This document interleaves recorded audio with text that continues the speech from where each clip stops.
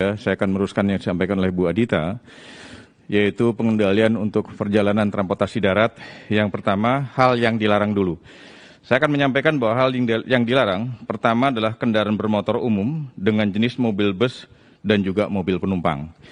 Yang kedua adalah kendaraan bermotor perseorangan dengan jenis mobil penumpang, mobil bus, dan sepeda motor, serta kapal angkutan, sungai, danau, dan penyeberangan. Kemudian ada pengecualian bagi masyarakat yang boleh melakukan perjalanan, yaitu yang pertama adalah yang bekerja atau perjalanan dinas untuk ASN, pegawai BUMN, pegawai BUMD, Polri, TNI, pegawai swasta yang dilengkapi dengan surat tugas dengan tanda tangan basah dan cap basah dari pimpinannya. Kemudian berikutnya adalah kunjungan keluarga yang sakit. Kemudian kunjungan duka anggota keluarga yang meninggal dunia. Kemudian ibu hamil dengan 1 orang pendamping itu juga masih diperbolehkan untuk melakukan perjalanan. Kemudian kepentingan melahirkan maksimal 2 orang pendamping, serta pelayanan kesehatan yang darurat. Kemudian untuk pengecualian kendaraan yang masih boleh melanjutkan perjalanan, yang pertama adalah kendaraan pimpinan Lembaga Tinggi Negara Republik Indonesia. Kemudian berikutnya adalah kendaraan dinas operasional berplat dinas, TNI, dan juga Polri. Kemudian berikutnya adalah kendaraan dinas operasional petugas jalan tol. Itu juga masih harus menjalankan tugas tentunya. Kemudian kendaraan pemadam kebakaran, ambulan, dan mobil jenazah.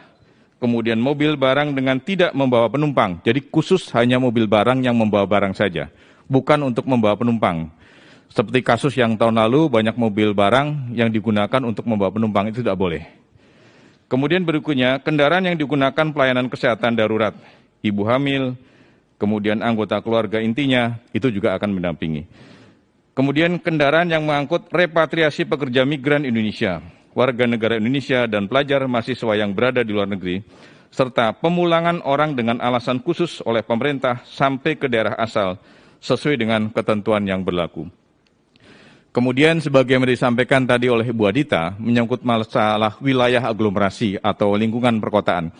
Jadi untuk kawasan perkotaan, ada beberapa daerah yang sudah kami skip di dalam peraturan Menteri Perhubungan tadi, yang masih boleh melanjutkan atau melakukan kegiatan pergerakan, adalah yang pertama untuk wilayah aglomerasi Medan, Binjai, Deli Serdang, dan Karo.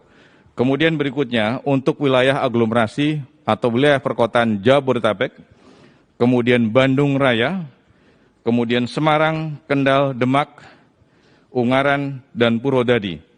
Kemudian berikutnya Jogja Raya, Solo Raya, kemudian Gerbang Kertosusilo atau Gresik, Bangkalan, kemudian Mojokerto, Surabaya, dan Sidoarjo.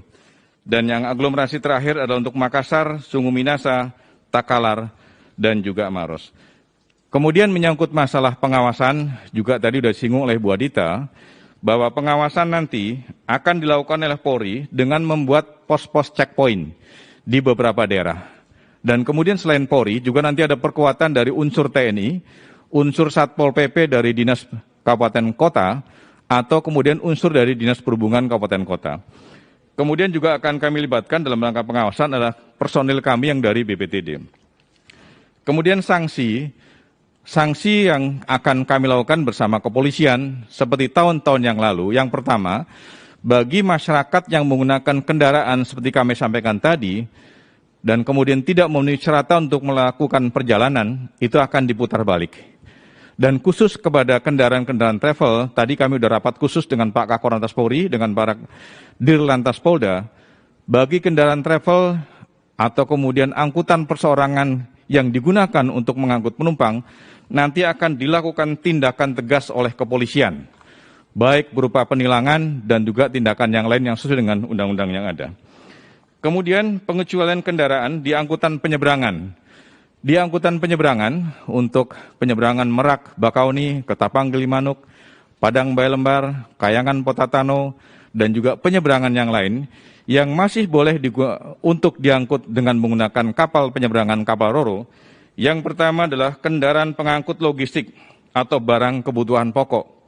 Berikutnya adalah kendaraan pengangkut obat-obatan dan alat kesehatan, kemudian kendaraan pengangkut petugas operasional, dan juga petugas penanganan COVID-19, serta kendaraan pemadam kebakaran, ambulan, dan juga adalah mobil jenazah.